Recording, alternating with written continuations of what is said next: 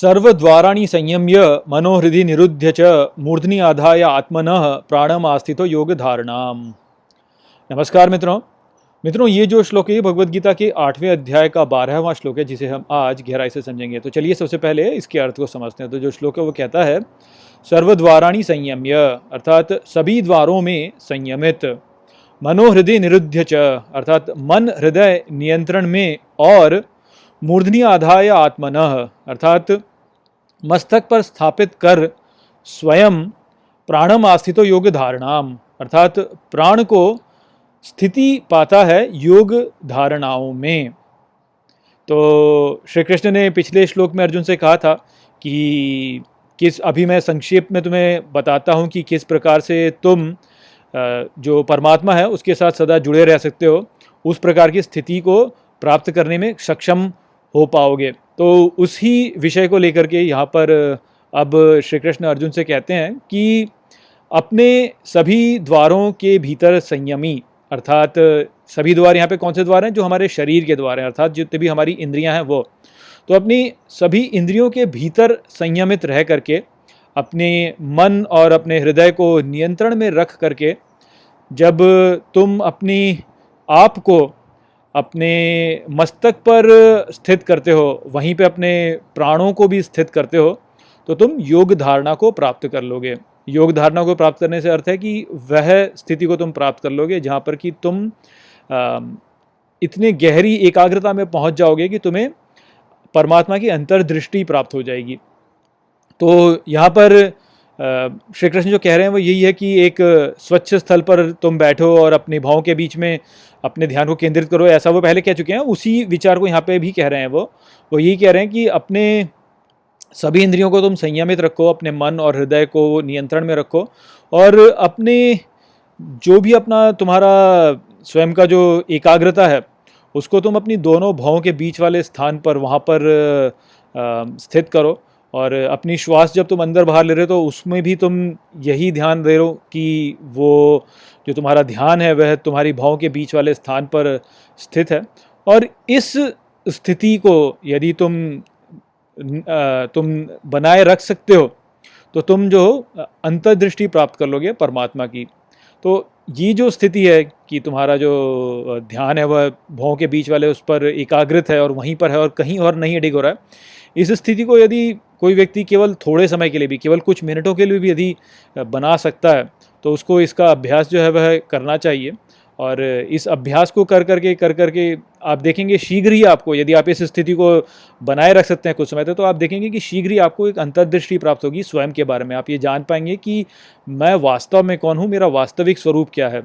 और आप ये जानेंगे कि मेरा जो वास्तविक स्वरूप है वह तो दिव्य स्वरूप है। मैं तो अपनी मूर्खता में ये सोचता था कि मैं ये पुरुष हूँ, यहाँ इस देश में रहने वाला हूँ, इस जाति का मैं निवासी मैं व्यक्ति हूँ।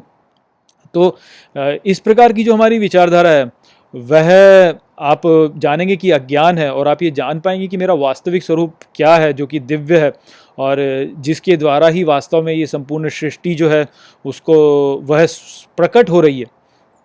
तो इस बात को आप जान पाएंगे। इस प्रकार से यदि आप इस धारणा में रह सकते हैं तो आपका जो दृष्टिकोण है इस संसार को देखने का, उसमें बहुत बड़ा परिवर्तन आ जाएगा। आप संसार को फिर उस प्रकार से नहीं देखेंगे जैसे कि आप इसे पहले देखा करते थे। पहले आप देखा करते थे कि संसार जो है वह आपसे स्वतंत्र है और आप इस संसार में कहीं से तो प्रकट हो गए हैं और अब यहाँ पर जो है आप अपना जीवन यापन कर रहे हैं। आप इस प्रकार से नहीं देखेंगे, बल्कि आपका दृष्टिकोण पूर्ण रूप से परिवर्तित हो जाएगा।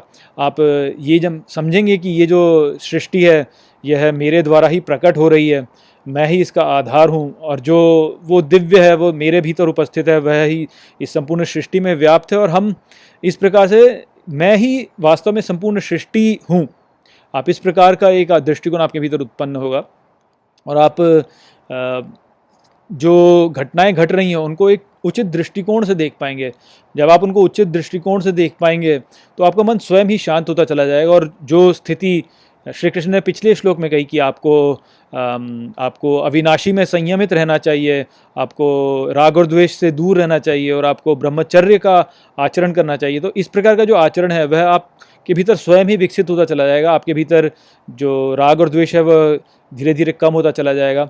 आप अविनाशी के समीप आते चले जाएंगे, आप अविनाशी को और गहराई से जान पाएंगे। जैसे जैसे आपका मन संयमित होता जाएगा तो आप चारों ओर घट रही घटनाओं को और गहराई से समझ पाएंगे, उनको एक उचित दृष्टिकोण से देख करके आप अपने आप को शांत भी रख सकेंगे और एक अच्छा मनोभाव आप अपने साथ में पूरे समय बना के रख सकेंगे। तो ये जो प्राप्ति है, यही तो वास्तव में वो प्राप्ति है जो कि हम सभी ढूंढ रहे हैं।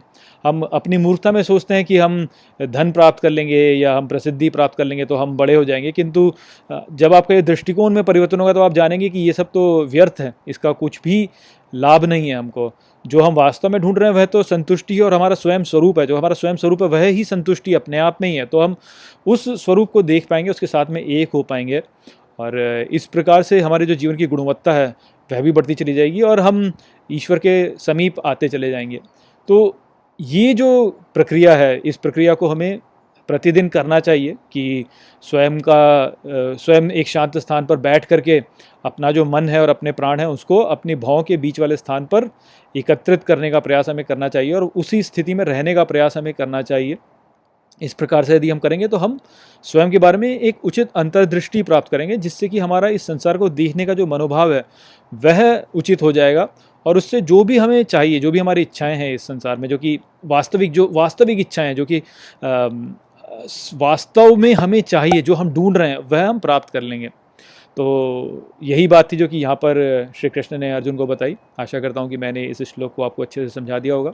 चलिए इसी के साथ इस वीडियो को यहीं पे समाप्त करते हैं। नमस्ते। वीडियो को अंत तक देखने के लिए धन्यवाद। यदि आपको ये वीडियो पसंद आया हो तो इसको अपने प्रियजनों के साथ में साझा करें और इस ज्ञान को और फैलाएं। यदि आपके पास कोई भी प्रश्न है तो मुझसे इंस्टाग्राम पर जुड़िए। वहाँ पर मैं हर शनिवार रात को एक लाइव Q&A सेशन रखता हूँ और आप मुझसे वहाँ पर अपने प्रश्न पूछ सकते हैं। जय श्री कृष्ण।